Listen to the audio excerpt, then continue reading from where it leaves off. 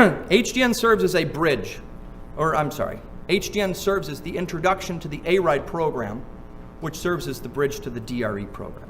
ARIDE has been implemented in the state of Michigan now for a few years. Think of ARIDE as DRE Officer Light, okay?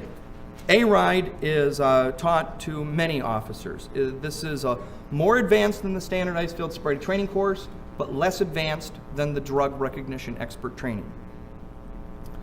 And these materials, again, like these manuals, they're all on that OWI defense law page, or at least they will be once the links are actually live. I know that the manuals are there, but there's no links to it yet.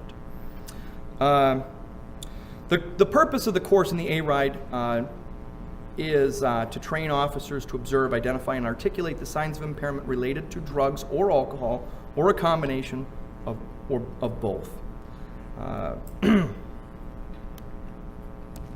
Let's skip through some of this.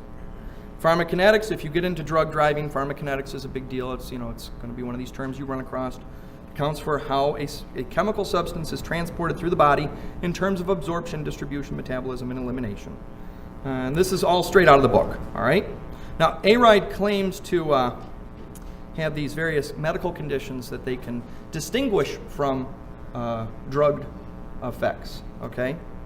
Head trauma, stroke, diabetes. Diabetics, incidentally, will frequently exhibit when they're in sugar shock.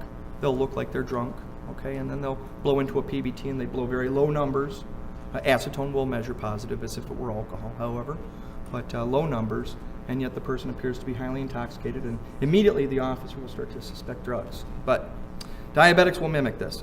And then in the book it says conjunctivitis. What? That sounds like a fancy word, but what they mean is pink eye.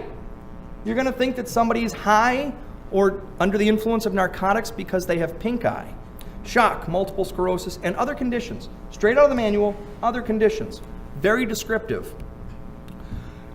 The one thing that the ARIDE program does, though, is it introduces the officers to the 7 different drug categories. This is the foundation that the drug recognition expert program is built upon. Central nervous depressants, alcohol, a lot of your, like Xanax, the depressants kind of slow the system down, and then you've got central nervous system stimulants, amphetamines, cocaine, hallucinogens. These include like your LSD, natural as well as, ambien's a good example.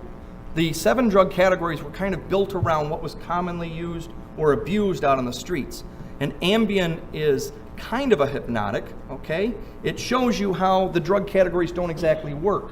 And ambien driving cases, there's a lot of these ambien driving cases. You'll have people that take ambien, go to sleep, and they wake up in jail. They don't even know that they got out of bed. They're sleep eating. There's stories of sleep sex. And worst of all, though, there is sleep driving. And I've had 2 or 3 of these cases in just recent years where the person does not actually mean to be driving, and yet they're out driving.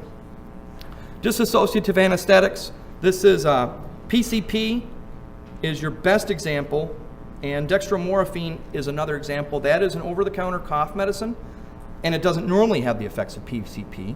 But if you take the entire bottle, you'll start talking about the Thanksgiving turkey that's in the oven at home when it's July. And narcotic analgesics, these are heroin, morphine, I believe. Yeah, morphine is included in there.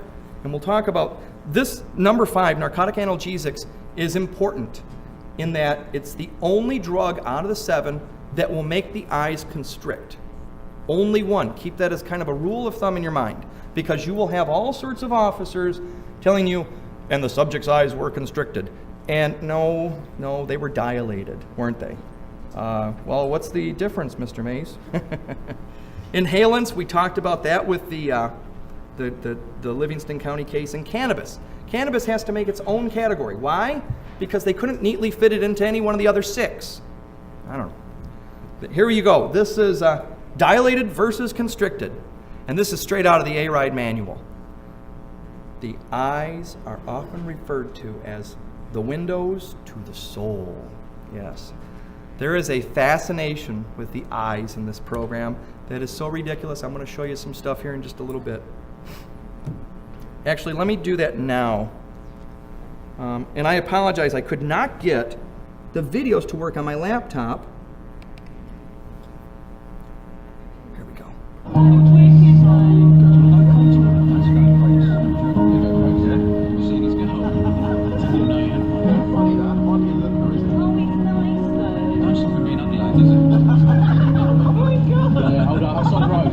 Speak up there. Drugs have an involuntary effect on the eyes that you can't control. The police can spot this, and the penalties are exactly the same as those for drink driving. Now, obviously, that's British, right? But, really? How long is it going to be before I pick up a case where the officer says, I looked into the passenger side window and could see the girl's eyes were really big in the back? None of those kids were under the influence of anything. What they did was they filmed a TV commercial, and the editors then went back and exploded the eyes up 30% with like Paint Shop Pro or something like that. All right, that's all that it is. And your eyes don't get bigger when you're under the influence of any of these drugs.